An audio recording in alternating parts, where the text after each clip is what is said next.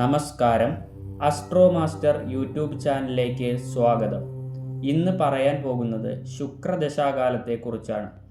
ശുക്രദശാകാലം 20 വർഷക്കാലമാണ്. ഭരണി, പൂരം, പൂരാടം എന്നീ നക്ഷത്രങ്ങളിൽ ജനിക്കുന്നവരുടെ ആദ്യ ദശാകാലം ആരംഭിക്കുന്നത് ശുക്രദശയിൽ ആണ്.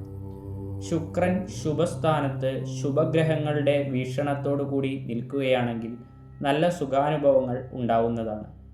പുതിയ വീട് വയ്ക്കുവാനും അല്ലെങ്കിൽ ഉള്ള വീട് മോടി പിടിപ്പിക്കുവാനും പുതിയ വാഹനങ്ങൾ വാങ്ങുവാനും ധനം സമ്പാദിക്കുവാനും ആഭരണങ്ങളും അലങ്കാര വസ്തുക്കളും ഒക്കെ ലഭിക്കുവാനും സാധിക്കുന്ന ഒരു കാലമായിരിക്കും.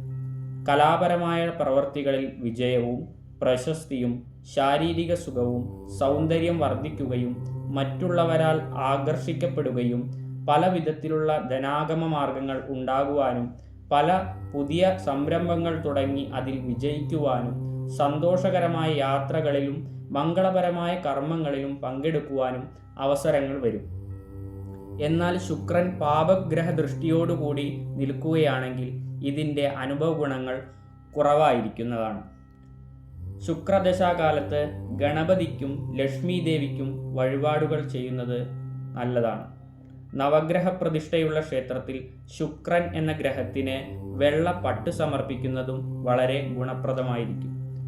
ഈ വീഡിയോ ഇഷ്ടപ്പെട്ടാൽ സബ്സ്ക്രൈബ് ചെയ്യുക, ലൈക്ക് ചെയ്യുക, ഷെയർ ചെയ്യുക.